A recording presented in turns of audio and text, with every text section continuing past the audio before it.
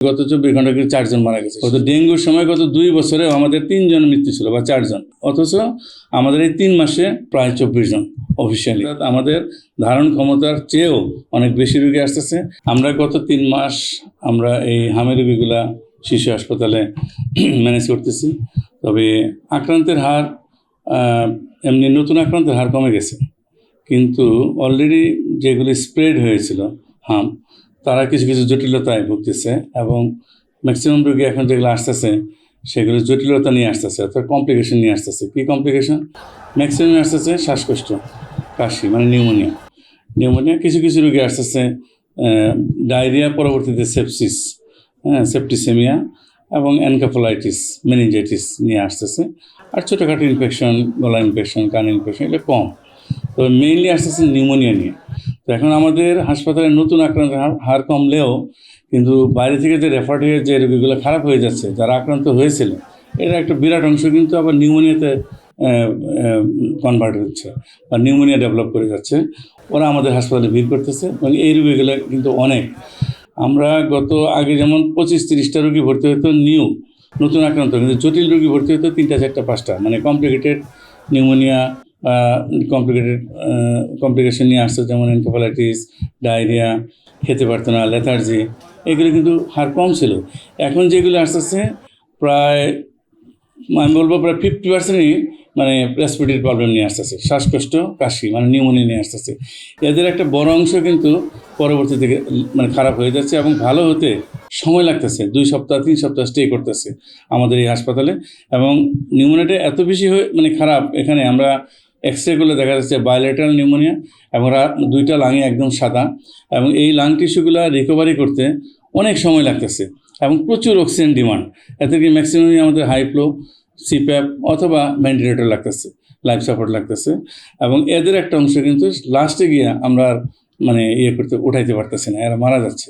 আমাদের গত 24 ঘন্টা কিন্তু 4 জন মারা গেছে শিশু হাসপাতালে, এবং টোটাল এ পর্যন্ত আমাদের মৃত্যু প্রায় 24 জন ঢাকা শিশু হাসপাতালে গত 3 মাসে।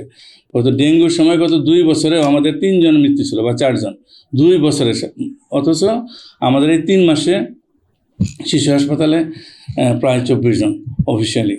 কিন্তু এটা কিন্তু অনেক অ্যালার্মিং এবং বড় অংশ। আমরা তারপরেও যথেষ্ট চেষ্টা করতেছি যাতে এই মৃত্যুর হার কমে আনা যায়।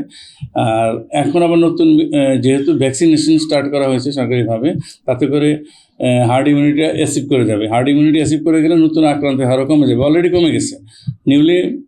নতুনভাবে আক্রান্ত হয়ে খুবই কম আসতেছে, যেগুলো আসতেছে সেগুলো আগে হাম হয়েছে, এখন কমপ্লিকেশন ডেভেলপ করাতে, বিশেষ করে নিউমোনিয়া ডেভেলপ করাতে, শ্বাসকষ্ট হওয়াতে অথবা সিভিয়ার ডায়রিয়া হলে তখন আমাদের এই হাসপাতালে রেফার হচ্ছে। ইভেন ঢাকার বাইরে থেকেও আসতেছে। এই রোগীগুলোর চাপ আমাদের এখন সামলাতে হচ্ছে। আমাদের আসলে মিজেলসের তো কোনো আলাদা কোনো বেড আগে ছিল না। আমাদের একটা এখানে আইসোলেশন একটা ওয়ার্ড আছে, সেখানে হয়তো পক্স, মিজেলস 2-1টা রোগী ভর্তি হতো স্পোরাডিক্যালি। কিন্তু যখন মাস এফেক্ট হলো তখন তো প্রচুর রোগী আসা শুরু করলো। এই জন্য প্রথমে আমরা 30 বেডের একটা ডেডিকেটেড মিজেলস ওয়ার্ড করলাম, কিন্তু এই 30 বেডের ওয়ার্ড তো 3 দিনেই ফিল আপ হয়ে গেছে। এর পরবর্তীতে গ্রাজুয়ালি আমরা বাড়াতে আমরা কিন্তু 80টা রোগী আমরা এখন নিতে পারি, অ্যাকোমোডেট করতে পারি।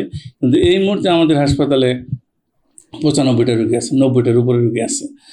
বাকি রোগীগুলো আমরা বিভিন্ন কেবিনে আমরা ম্যানেজ করছি, অর্থাৎ আমাদের ধারণ ক্ষমতার চেয়েও অনেক বেশি রোগী আসতেছে।